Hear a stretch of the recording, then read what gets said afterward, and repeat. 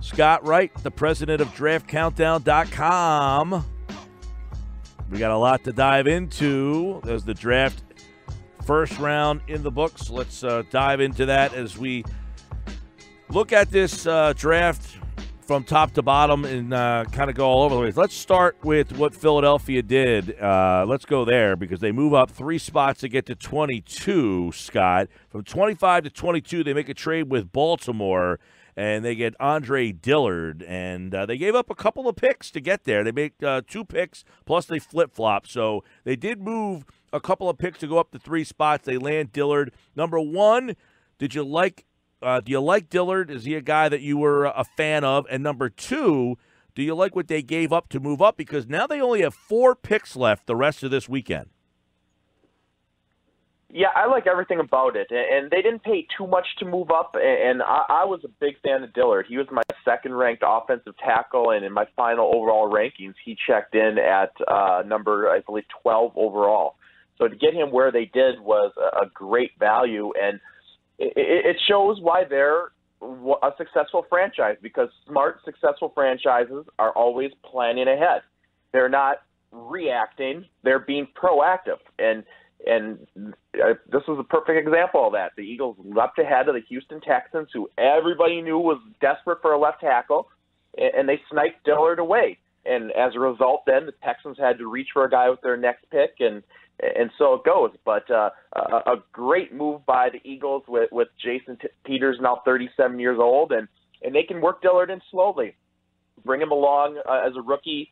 Let him contribute his depth and insurance. Bring him in as an extra blocker, and then you got the blind side secured for the long term of Carson Wentz. So a great move. I'm a fan of the move, but particularly the player. Wherever Dillard landed up, I was going to be a fan, and to get him where they did, I think that was a steal. Yeah, I mean, obviously Peters has the one, the 1 year left. They brought him back. They could have just let him walk. They did bring him back, but he has been hurt a lot, and Big V, Vitae, he has been in and out of the lineup almost on a week-by-week basis. He gets some sort of playing time. In fact, he had to play in the Super Bowl and make that run 2 years ago. So there's a clear indication that they know that Peters is winding down and that they need to address that spot, because we had talked about the Eagles were in a spot where regardless of who they took, they were probably going to be at least a part-time player this year. And I'm really surprised Dillard, I mean, granted, Philly did trade up for him, but I'm surprised somebody didn't trade up for him earlier, because in this crop of blockers, he was the clear-cut top left tackle prospect.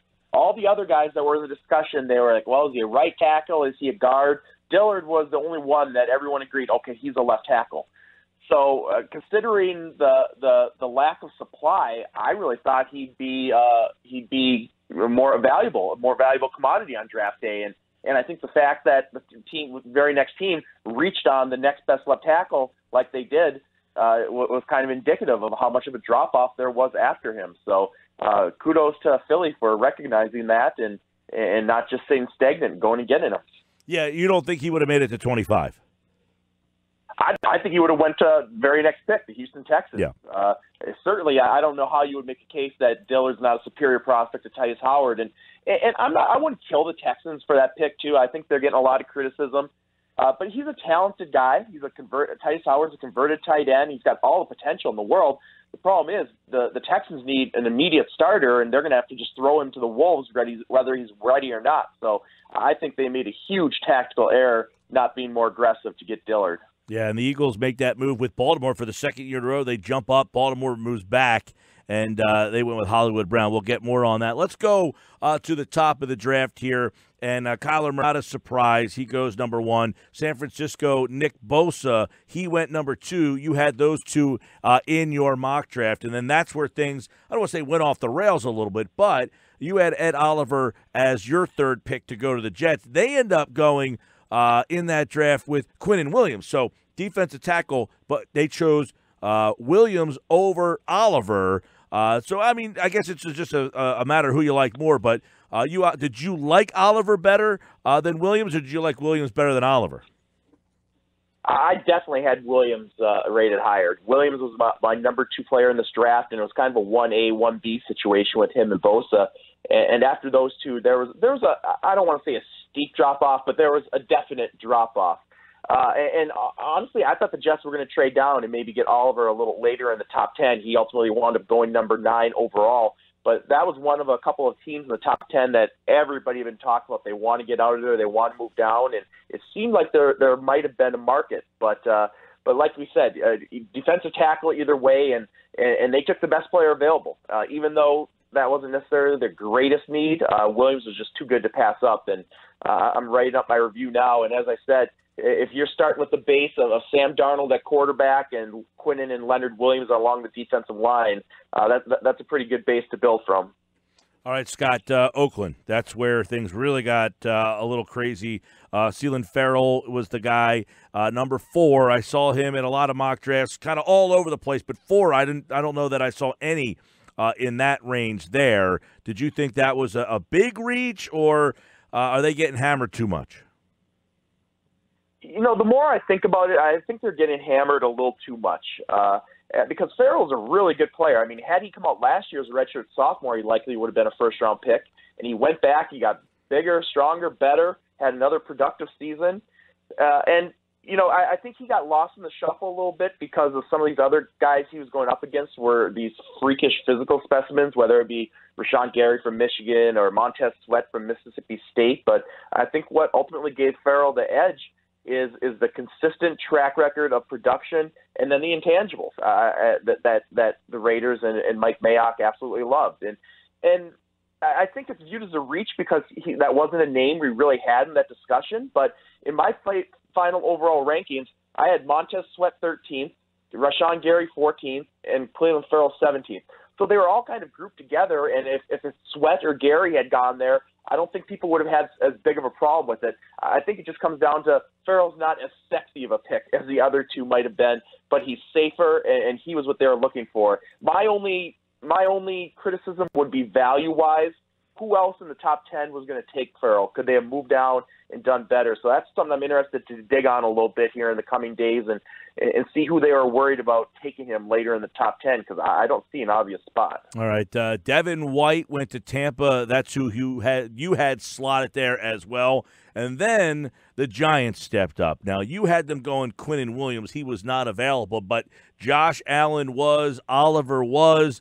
But they took Daniel Jones, and that's when people started to really get critical. So is it warranted? Did the Giants reach here? Could they have got him at 17? What did you think of New York at number 6? Well, and I had them taking Daniel Jones at number 17 overall, and I linked those two together early on. It just made so much sense.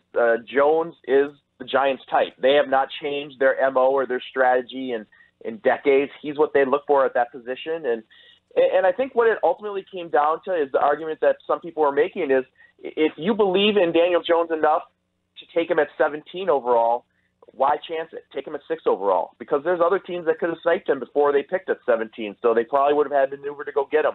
Why take that chance if you believe in him? Now, me personally, he was my number 4 quarterback and number 38 player overall, so I would not have gone in that direction. But as a rule, I try to not criticize teams for trying at the quarterback position. I'd rather see the Giants do this than not bring in a young quarterback at all or see a team spin their wheels with Andy Dalton or Alex Smith. So at least now the Giants have a young quarterback that they believe in and they're advancing. But ultimately, what's going to come down to is if he becomes even an average starter, it's going to be a good move because it's impossible to overpay for a quarterback. But if he struggles and this turns out to be a bust, it's just going to make that decision to pass on Sam Darnold last year look all that much worse. Yeah, Scott Wright, DraftCountdown.com. We're looking back at round 1 last night. Giants went Daniel Jones with the 6th pick. And do you think he would have been there at 17? I think it's 50-50. I wouldn't have risked it. If I were the Giants, if I believed in him like the Giants obviously do, you just take him. I mean, quarterbacks are all that matters. Right. Okay. Well, we'll get down to the list here a little bit. Hawkinson. Now you had him going, I believe, number 4 in your mock draft yesterday when we talked to Oakland. He ended up still going pretty high, not 4, but 8 to Detroit. And they had busted out on a couple of tight ends. We talked about Pettigrew over the years, Ebron over the years, but they finally might have found one that Stafford can play with. And they got the best of both of those worlds. Pettigrew was more of a blocker. Ebron was more of a receiver. Hawkins can do both with equal effectiveness, and that's what makes him such a great prospect. And Detroit was another one of those teams that there had been strong rumors that they were looking to move down. Ultimately, they stayed and made the pick. Maybe that's because Hawkinson was still on the board, because they've been trying to trade to address the tight end position for years. You mentioned Pettigrew, Ebron didn't work out. Even last offseason, they tried to trade for Rob Gronkowski before he said, if you trade me to Detroit, I'm going to retire, and that put the end to that. But that's clearly an area they've been looking to upgrade. They got a lot of guys in that organization now from New England, so they can appreciate what a weapon like that at the tight end position can do for a team. So one of the safest prospects in this draft, and I really like that pick for the Lions. And that was honestly kind of the lower end of his spectrum. I think 8 or 9 was the worst case scenario for him. Like you talked about, I thought he could go as early as 4 to the Raiders. Ed Oliver goes to Buffalo. You had him going up at number 3, so you like this pick for the Bills. Yeah, a good pick for the Bills, and gives them that a playmaker that they're missing kind of in that defensive front 7 along the defensive line. And it worked out well for them. There was talk, literally like an hour before the draft, I got a text message that the Bills were trying to trade up to 3 with the Jets, in fact, to get Quinnen Williams. That was part of my thinking in the mock draft. I thought they'd flip-flop places and get the opposite players. But turns out the Bills didn't have to give up any assets. They stood pat, and Oliver fell right into their lap. So, the Aaron Donald comparisons are crazy. He's not Aaron Donald, but he still can be a real weapon. You're going to have to get creative with him, move him around, but there's not many unique threats like Ed Oliver along the defensive line in the NFL. Yeah, and then you had Devin Bush going 10. You had him going to Denver, but it ended up being Pittsburgh that landed him here for Bush. The linebacker ends up going to Pittsburgh, and Pittsburgh was interesting because they also later on, when you look at what Pittsburgh did with Devin Bush there getting with the defensive player, when later on you look at back and say, well, they lost Bell, they lost Brown, and you said yesterday you still thought they were going to go defense, and they traded up to go get defense. This was the guy they coveted. One of the worst-kept secrets in the league was that the Steelers wanted Devin Bush, and understandably, they've really missed that speedy, athletic presence at inside linebacker since that unfortunate injury to Ryan Shazier. And now that problem is solved, and it cost them. They had to trade up, and it cost them a second round pick this year and a third round pick next year. So they paid a high price to move up 10 spots, but ultimately, I think it's going to be worth it. I mean, he's going to be an immediate starter and difference maker, and honestly, it's kind of hard to imagine a better fit for both player and team. All right, Cincinnati. They ended up going with Jonah Williams, an offensive tackle from Alabama. Now, we had just talked about, obviously, Dillard. Williams, is he a left tackle for Cincinnati? Otherwise, do you say, that's a little high for him? I don't think he'll be a left tackle for Cincinnati, at least not from the start. I think he'll probably start off at right tackle, maybe even inside at guard. But he's got long-term left tackle potential when Cordy Glenn hangs him up. But the top blocker in this class, and it's kind of what were you looking for between the top grouping. I think Williams got the edge because he was a little bit safer, a little bit more versatile, and honestly, I was a little surprised. I thought the run on offensive lineman might start a little earlier than that, but I think the Bengals were overjoyed to get him there. A respected offensive line coach was comparing Jonah Williams before the draft to Andrew Whitworth, and I'm sure that's music to the Bengals' ears. They would love to have a young Andrew Whitworth that they can plug into the starting lineup for the next decade or more. So just a really good, solid blocker. And not necessarily that quote-unquote franchise left tackle, but one of the safest prospects in this draft. Now, Green Bay was interesting because I saw a lot of mock drafts that had Dillard going in this spot to number 12, but they went defense with Rashawn Gary out of Michigan, and they've added a lot of defense this offseason. They have, yeah, and this surprised me a little bit. And I thought defense might be in the mix, and certainly the two Devons at inside linebacker, Bush and White, they really liked. And I even thought maybe Brian Burns, the outside linebacker from Florida State. But they went with Rashawn Gary, which is an interesting move because they've already brought in a couple of similar types of players this offseason in those jumbo athletes on the edge. was Darius Smith and Preston Smith. But, at the end of the day, there's always room for a big-time talent like Gary in the defensive front seven, though. And it sounds like they're going to give him his first shot at outside linebacker. That's what they announced him as, which is interesting. He certainly has the straight-line speed for it. But I really thought he might slide a little bit due to concerns about maybe he's an underachiever. He's got a shoulder injury that might eventually require surgery. But ultimately, it's just so easy to dream on those physical tools and potential. So it's a risk. You're swinging for the fences, but if it hits, I mean, you're getting literally a top of the draft type of talent. Christian Wilkins went to Miami at 13. Now, Miami was a team that everybody had an eye on at 13. Was this a outside-the-box pick, or was this a safer pick? No, this was a safe pick, and I think it had become pretty clear that they weren't looking to go quarterback with this choice. I think they'll bring in a young signal caller at some point, but they didn't want to make this type of investment because, as we all know, they've got their eyes on next year's quarterback crop. So with that being the case, they just needed a piece. They needed to have somebody that they could rely on and build around for the next few years because those are few and far between in Miami right now, particularly along the offensive and defensive lines. And they got Christian Wilkins, who is a great fit, outstanding intangibles, one of the better people in this draft by all accounts. But also he gives you a positional and schematic versatility and tackle, 3-4, 4-3. He can play them all, and there's good tape up at each of those spots. So I think that's just more of, what, we're not going to swing for the fences. We're just going to take a good old ground rule double and be happy with it. Scott Wright, draftcountdown.com. We're looking back at round one. We'll take a look at some of the picks for round two. So let's go to Washington with Haskins here. Lindstrom was next to Atlanta. Solid pick there. Haskins, the quarterback. Now, everybody thought Washington wanted Haskins, which is why a lot of people thought that the Giants could have got Jones at 17. Yeah, one of the cases where the pre-draft rumors wound up to be true. You never know what you can believe in those final day or two leading up to the draft, and Washington had been prominently connected to Haskins to the point where there was even speculation maybe they could trade up as early as number 3 overall. As it turns out, they held their water, and he wound up falling right into their laps. And I think that was a great pick. And that's not to say I don't have reservations about Haskins. I had him as my top quarterback in this draft. Were he in last year's draft, he probably would have been my 4th or 5th quarterback. But, there's a lot to like about him. He's big, strong-armed. He had a tremendous lone season as a starter as a redshirt sophomore, so his best football should still be ahead of him. And when you're in a position like Washington now with the Alex Smith injury, we have all that salary cap space dedicated to him, and you're picking in the middle of the first round, Haskins is probably about the best they could have hoped to do in terms of a guy with a huge upside at that position. And, if nothing else, he gives the franchise a breath of fresh air. There's reason to be excited, not only for this season, but beyond. I don't know if you could have said that 24 hours ago. Dexter Lawrence, 17 to the Giants. Thoughts there? I really like this pick. And another classic Giants pick. He fits their type, the planet theory. There's only so many big men on the planet who run fast, so you take them.